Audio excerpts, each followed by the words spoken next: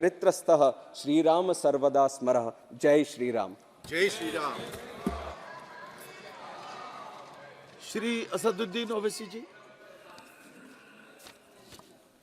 मोहतरम चेयरमैन साहब, आपका बेहद शुक्रिया। मैं इस मोशन की मुखालिफत में खड़ा हुआ हूँ। सर, मैं शुरुआत में हबीब जालिब का एक शेर पढ़ना चाहता हूँ। आप उर्दू जानते हैं और लॉ मिनिस्टर भी उर्दू जानते हैं।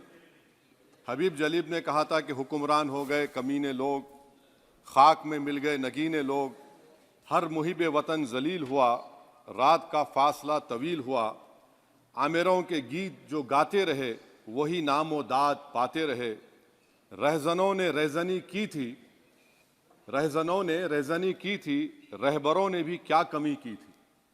सर, मैं अभी सुन रहा था हमारे शिंदे ग्रुप के शिवसेना के पार्टी लीडर अपनी तकरीर कह रहे थे।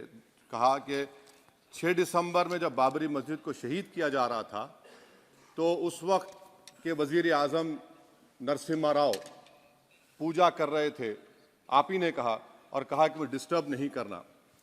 तो ये बड़ा अजीब मौका है कि बीजेपी की ताईदी पार्टी ये कह रही है कि नरसिम्हा राव ने कहा कि मुझे डिस्टर्ब मत करो, मैं पूजा कर रहा हूं, और जिसने रथ यात्रा निकाला, इन दोनों को मोदी सरकार ने इस मुल्क का सबसे बड़ा सिविलियन अवार्ड दे दिया, सबसे बड़ा सिविलियन अवार्ड दे दिया।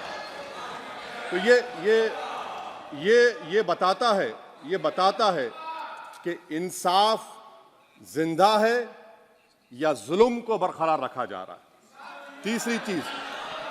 तीसरी बात यह है कि सर, इस ऐवान में सियासी पार्टियां आएंगी, चले जाएंगी। आप आए, मैं आया, हम भी चले जाएंगे। मैं जमीन की गिजा बन जाऊंगा, ये ऐवान तो बाकी रहेगा।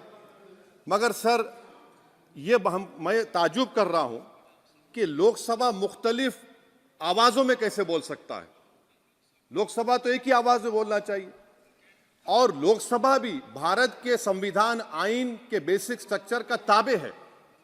और सर, ये इसलिए कह रहा हूं कि 16 दिसंबर को ये ले कर देता हूं, 16 दिसंबर 1992 को इसी लोकसभा ने एक रेजोल्यूशन पास किया था। आप इजाजत दीजिए तो मैं पढ़ता हूं सर। दिस हाउस, अच्छा, ये गुलाम नबी उस वक्त के मिनिस्टर थे, आज नहीं है, उनका नाम नहीं लेना चाह रहा था। This house strongly and unequivocally condemns the desecration and demolition of the Babri Masjid at Ayodhya by and at the instigation of forces represented among others by VHP, RSS and the Bajrang Dal, which has caused communal violence in the country. Such act of vandalism was carried out not only in violation of order of the Supreme Court, but amounted to an attack on the secular foundations of our country.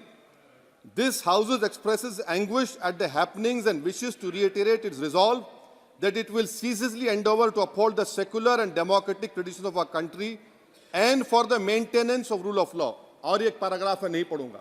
मैं ताजुब कर रहा हूं कि जब इस ऐवान ने एक रेजोल्यूशन पास किया तो हुकूमत आएगी जाएगी, और हुकूमत ये मोदी हुकूमत जश्न मना रही है जो 6 दिसंबर को हुआ। तो ये एक बात है सर। चौथी बात यह है कि सर, नहीं, 6 दिसंबर के ऊपर कोई जश्न नहीं है।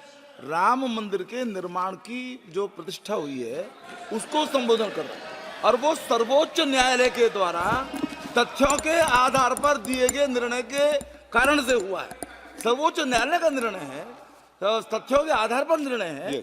वो विषय आपने बोल दिया, ठीक है, ओके। परंतु जो मंदिर का निर्माण है वो नियमानुसार सर्वोच्च न्यायालय के निर्णय से तथ्यों को देख करके। और एक सेकंड, आप इस्लाम के बहुत जानकार हैं, विद्वान हैं वैसे भी अब कानून के। यदि किसी अन्य धर्म के स्थान पर